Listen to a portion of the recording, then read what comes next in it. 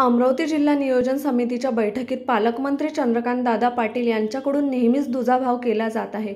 आमच्या मतदारसंघातही लोक राहतात, त्यामुळे त्यांच्या विकासासाठी निधी आवश्यक असताना तो दिला जात नाही। पहिल्यांदाच पालकमंत्र्यांनी वारंवार पाठपुरावा केल्यानंतर आता निधी द्यायचे कबूल केले आहे। हा निधी तरी मिळावा अशी अपेक्षा आमदार ॲडव्होकेट यशोमती ठाकूर यांनी व्यक्त केली। बघा, आता हे बोलतात एक आणि करतात एक, ती वस्तुस्थिती आहे।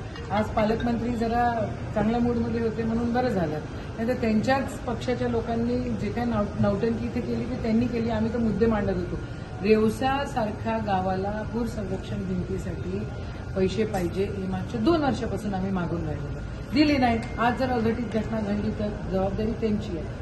म्हणजे आमच्या मतदारसंघात काही जनावरं राहतात, आमच्या मतदारसंघात जर काही कामं झालेली नाही आहे तर त्याला हे लोक जबाबदार आहे, ही वस्तुस्थिती आहे। आम्ही काय फॉलोअप करतो हे तुम्ही लोकांनी बघितलंच। आमच्याकडे कागद आणि फाईल त्या ठिकाणी असते, पण साधी गोष्ट 14 कोटी रुपये ग्रामीण रस्त्यांना दिले।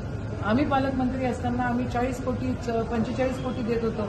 आता आरडाओरडा झाला म्हणून त्यांनी ते 38 कोटी रुपये केले।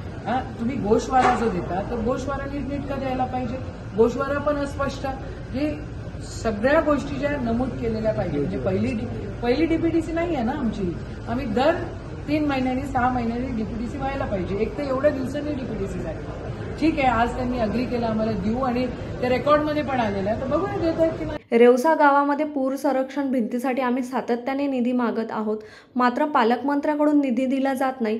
जर काही अनुचित घटना घडली तर त्याला पालकमंत्री जबाबदार असतील असा इशाराही यावेळी ॲडव्होकेट ठाकूर यांनी दिला। आम्ही पालकमंत्री असताना जिल्ह्यातील रस्त्यासाठी 40 कोटी रुपये निधी उपलब्ध करून देत होतो, मात्र आता फक्त 14 ते 15 कोटी रुपये मिळतात।